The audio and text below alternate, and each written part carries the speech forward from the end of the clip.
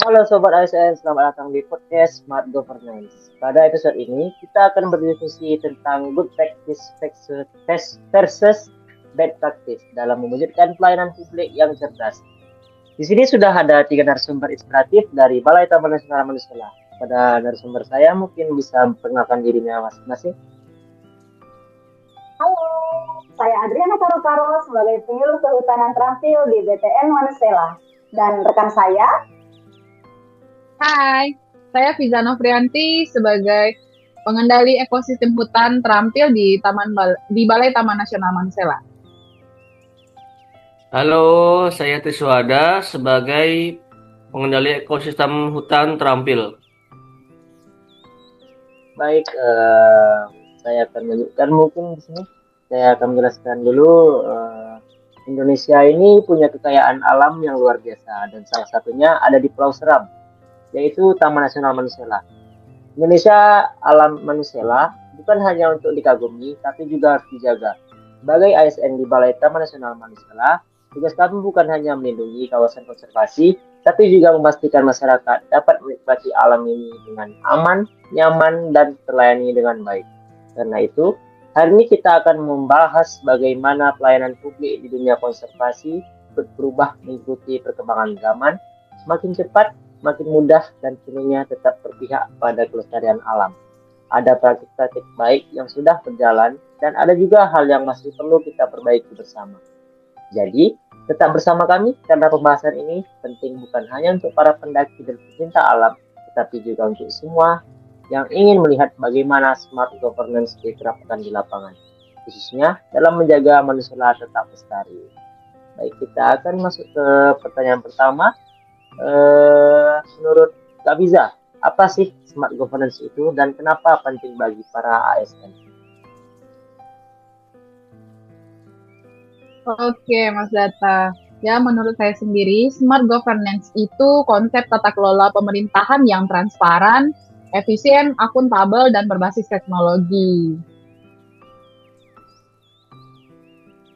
Nah, terus contoh good practice yang sudah mendukung smart governance di manusia lah, apa saja yang sudah kakak temukan? Mungkin Kak Ana bisa menjawab. nah yang pertama itu ada simaksi online mas. Jadi ini salah satu contoh layanan yang makin canggih di BTN Manusela itu yaitu simaksi online. Ini adalah izin masuk kawasan konservasi yang bisa diurus secara digital tanpa harus datang ke kantor gitu. Buat pendaki Gunung Binaya atau wisatawan yang mau menikmati keindahan hutan Manusela, tinggal buka link tersebut, lalu isi data, kirim dan tunggu izin terbit secara elektronik gitu, praktis dan mudah, bahkan bisa dilakukan dari rumah mas. Pelayanan ini bukan hanya mempermudah masyarakat, tapi juga membantu kami melindungi alam mas. Dengan sistem digital ini, kami bisa memantau jumlah pengunjung, mengatur kota pendakian, dan memastikan aktivitas wisata tidak merusak ekosistem. Jadi keindahan hutan, satwa-satwa endemik sampai jalur pendakian tetap aman dan terjaga mas. Inovasi ini membuat pelayanan publik di TN Manusela jadi lebih cepat, lebih transparan, dan lebih bertanggung jawab terhadap kelestarian lingkungan mas gitu. Menurut kakak, apa sih kunci keberhasilan dari layanan simaksi online ini sampai bisa berjalan dengan baik dan diterima oleh masyarakat? Kuncinya itu berhasil karena didukung kebijakan resmi mas. Akses digital yang mudah, efisiensi pelayanan publik, perlindungan konservasi melalui kontrol pengunjung, serta ASN yang berkompeten dan adaptif terhadap teknologi mas. Kalau tadi kita sudah membahas pelayanan simaksi online yang memudahkan pengunjung, sekarang saya penasaran, kira-kira apalagi nih inovasi yang dilakukan di Taman Nasional Manusela untuk menjaga kelestarian hutan dan satwa di dalamnya. Dari Kak Fiza, boleh dilanjut? Baik, contoh berikutnya itu untuk ini yaitu monitoring ekosistem berbasis teknologi drone. Selain simaksi online, di Taman Nasional Manusela juga ada praktik baik lainnya, yaitu penggunaan drone untuk kegiatan pengawasan kawasan hutan. Dengan drone, data yang dikumpulkan jadi lebih lengkap. Foto dan video udara bisa langsung digunakan sebagai dasar pengambilan keputusan. Kalau terlihat ada kerusakan atau ancaman terhadap satwa liar, petugas bisa segera bertindak. Jadi, teknologi seperti drone ini bukan hanya terlihat canggih, tapi benar-benar membantu melindungi hutan Manusela dan meningkatkan kecepatan layanan pengamanan kawasan. Begitu, Mas Zata. Baik, terima kasih Kak Biza. Sekarang kita masuk ke bagian yang tak kalah penting.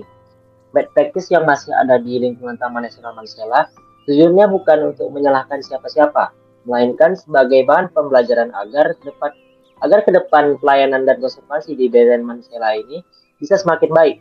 Menurut Mas Tri, BTN Mansela ini perlu ada perbaikan dalam hal apa lagi nih, kalau boleh tahu saya? Ya, perlu sekali Taman Nasional Manusela perlu ada perbaikan dalam hal yang pertama itu jalur pendakian ke Gunung Binaya sering diakses oleh pendaki, tapi fasilitasnya keselamatannya masih terbatas. Itu penyebabnya karena koordinasi antar pihak lemah, terus jumlah pendaki meningkat tanpa fasilitas memadai. Selanjutnya kesadaran keselamatan pendaki yang rendah. Untuk mengatasinya, yang pertama tuh tambah rambu, pos, dan jalur evakuasi. Dan yang kedua wajib registrasi dan briefing pendaki. Dan yang ketiga latih pemandu dan tim SAR lokal. Dan yang terakhir perawatan rutin dan kerja sama lintas pihak. Untuk alternatifnya, yang pertama tuh buat jalur alternatif yang lebih aman. Terus gunakan aplikasi pelaporan darurat. Terus sisihkan retribusi untuk peningkatan fasilitas, dan yang terakhir adakan edukasi keselamatan bagi pendaki. Untuk yang keduanya itu kemitraan dengan masyarakat sekitar negeri penyangga kawasan kadang belum inklusif sepenuhnya. Masyarakat adat yang seharusnya menjadi mitra aktif konservasi merasa ruang partisipasinya terbatas. Penyebabnya yaitu komunikasi dan dialognya kurang, dan program masih top down. Dan yang terakhir itu nilai adat belum diakomodasi. Untuk cara mengatasinya, yang pertama itu libatkan masyarakat adat sejak awal. Dan yang kedua, gunakan pendekatan budaya dan musyawarah. Dan yang terakhir, bentuk forum bersama dan pelatihan konservasi. Untuk alternatifnya, yang pertama terapkan kemitraan berbasis kearifan lokal. Yang kedua, gunakan model co-management. Dan yang ketiga, kembangkan ekowisata berbasis adat. Begitu, Mas Yata. Terima kasih Mas Tri. Kalau begitu, bagaimana solusi dan strategi kita agar bad practice ini tidak terulang? Menurut Kak Ana sendiri, bagaimana? Oke, Mas Data, dari kedua pemaparan permasalahan yang disampaikan oleh Mas Tri tadi ya, yang dibahas itu keselamatan pendaki di wilayah, lalu pelibatan masyarakat adat gitu ya. Nah, sebenarnya sangat berhubungan dengan bagaimana ASN menerapkan manajemen ASN yang baik dan bagaimana kita berubah menjadi ASN, Mas. Nah, dari sisi manajemen ASN, setiap pelayanan publik itu harus profesional, harus berorientasi pada masyarakat, akuntabel, dan paling utama itu mengutamakan keselamatan publik, Mas. Gitu. Maka untuk jalur pendakian di BTN Manusela itu perlu meningkatkan fasilitas keselamatan dan memastikan pelayanan semeksi, memuat informasi risiko dan SOP keselamatan. Ini bagian dari pelayanan publik yang berkualitas sesuai amanat manajemen ASN gitu, Mas. Jadi strategi perbaikan di Manusela itu sudah sangat jelas. Yang pertama, meningkatkan kualitas layanan dan keselamatan. Yang kedua, perkuat kemitraan berkeadilan dengan masyarakat adat. Dan yang ketiga itu mengoptimalkan teknologi dan kompetensi digital ASN, Mas. Nah, jika ketiga strategi ini dijalankan dengan konsisten, maka bukan hanya masalahnya yang selesai gitu, Mas, tapi juga citra ASN semakin dipercaya masyarakat, dan yang paling penting alam Manusela tetap terjaga sambil pelayanan publik juga meningkat gitu, Mas. Nah, bagaimana peran ASN dalam mendukung hal tadi? Kak Biza, bisa menjawab? Oke. Untuk peran Smart ASN dalam mendukung strategi tersebut yaitu seperti melek digital dan AI literasi, yaitu Smart ASN memanfaatkan teknologi informasi untuk menyusun dan memantau kinerja berbasis data, misalnya melalui e-kinerja atau aplikasi manajemen SDM. Lalu inovasi SDM, yaitu ASN berperan aktif mengembangkan kompetensi diri melalui platform pembelajaran digital. Seperti yang sekarang ini kita lakukan, belajar di e-learning, terus belajar pada aplikasi Simpek. Yang selanjutnya itu adaptif terhadap teknologi. Jadi ASN ini di Manusela menguasai penggunaan aplikasi kerja digital, diharapkan ya, yaitu seperti aplikasi JIS, Sintaru, database biodiversitas mungkin, lalu kolaboratif dan efisien, yaitu Smart ASN mendorong kerja lintas unit melalui platform digital.